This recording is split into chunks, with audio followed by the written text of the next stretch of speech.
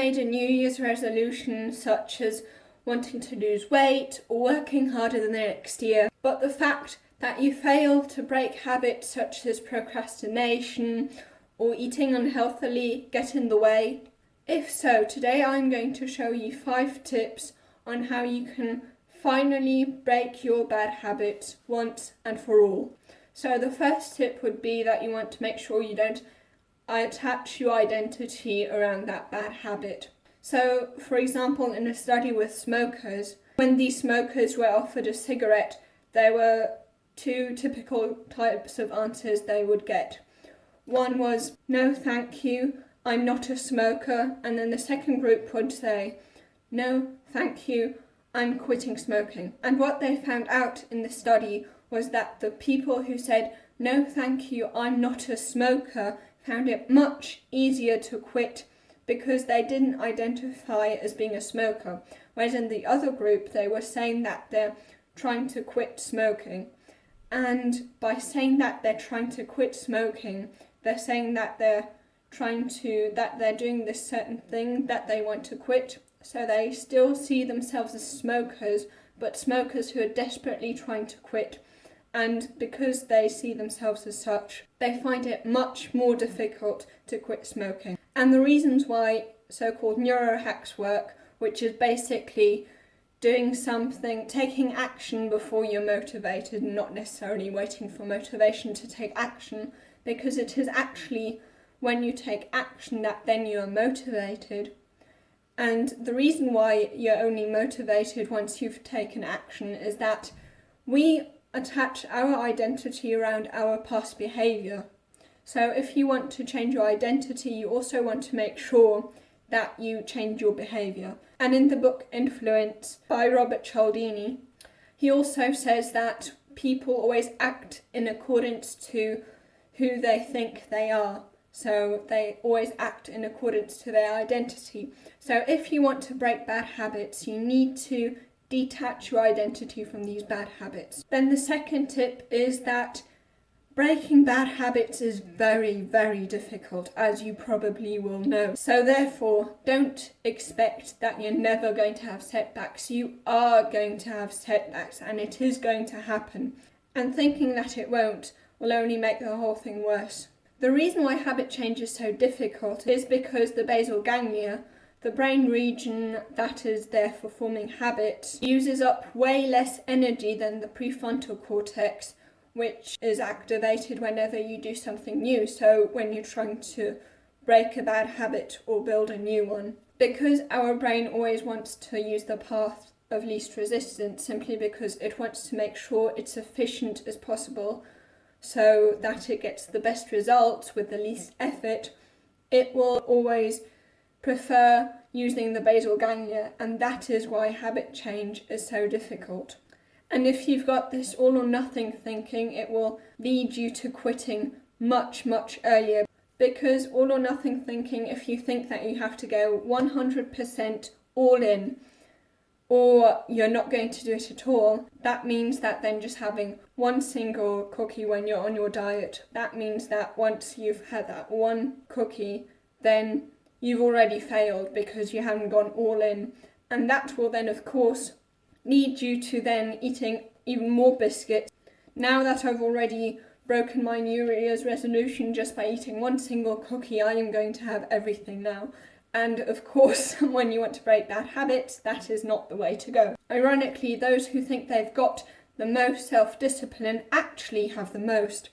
That is because if you want to succeed at self-discipline, you need to know why and how you fail. Which takes me to the next tip, using the WOOP method. So the WOOP method simply stands for wish, outcome, obstacle and plan. So if we take, for example, a very common New Year's resolution, losing weight, then the wish would be that you want to lose weight, of course. Then the outcome would be, I want to use so and so many kilos in this amount of time. And then what you write in the obstacle section is all the ways in which you could fail, which certain triggers could lead to you failing. And this would be this knowing how you fail that then makes you succeed at self-discipline. And then in the plan, you want to make sure that you plan around these obstacles, how, when these obstacles arise, you're going to react, so that you don't have to think about it in the moment. Because if you haven't made the decision already, then when you do have to make the decision, you'll have so many different options and so many various choices that it will cost you a lot of energy, because making decisions takes up a lot of energy, because again, it uses the prefrontal cortex, and the prefrontal cortex expends a lot of energy. So you should think of willpower as a kind of muscle. The more you use it, the stronger it gets. However, if you use a lot of it in a certain amount of time and it gets too much, then your willpower is depleted. And that is why it's so important that you plan what you're going to do beforehand. And the best way to do so is using if-then sentences. So, if this and this obstacle arises, then I'm going to do so and so. And then the fourth tip would be that your friends really, really do influence your behaviour a lot. You know this amongst teens, for example, who get each other to take drugs or drink alcohol, and then even those who don't necessarily want to will often give in simply because of the peer pressure. And as a parent, you know very well that you don't want your child to be friends with a drug addict or a drug dealer, and that is because you know very well that they will have a huge impact on your child. According to Jim Rohn, we are the average of the 5 people we spend the most time with.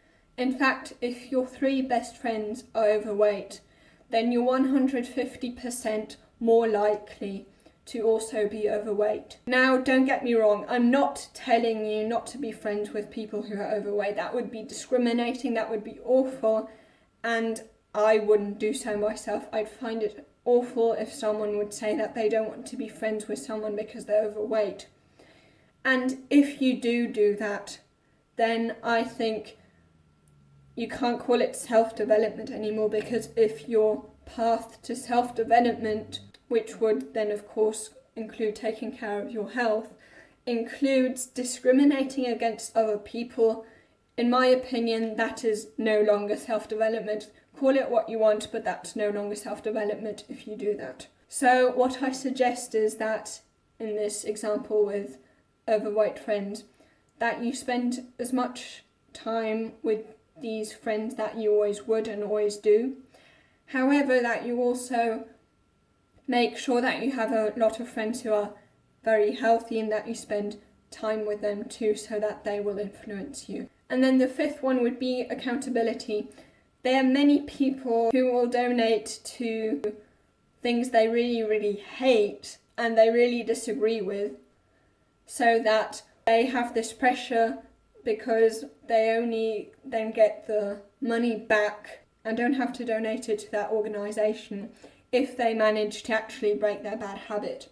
I personally haven't ever done this. I don't think I ever will, simply because I find it too risky.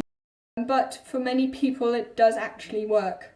What Thomas Frank did, which I found very funny, when he wanted to wake up early, he would always be this post that would automatically appear on social media if he didn't turn it off before. And in this post it said, "If I am not up right now, that is because I am really, really lazy, and anyone who sees this can get $25 from me." I wouldn't do that, but I think it definitely helped Thomas Frank develop his habit of waking up earlier, simply because he had to quickly get up every morning, very quickly, to make sure that he turned this post off, because if he didn't wake up very quickly, he'd have very serious negative consequences, and I bet he also lost a lot of money to that poor guy. The reason why accountability works so well is because we are often more likely to keep promises that we make to other people than the promises that we make to ourselves. For some very, very stupid reason, we care more about other people's opinions about us than we do about the opinions that we have about ourselves. So when we fail and no one knows that we failed, we do feel bad about ourselves, but not as bad as when everyone else knows. And this accountability effect makes sure that you take action because you don't want all these other people to know, so that you don't feel ashamed, because you think that if they'll know, they might think less of you. Now that you know how to break bad habits, of course, it's also important to know how you can actually build good habits. You can watch this video here.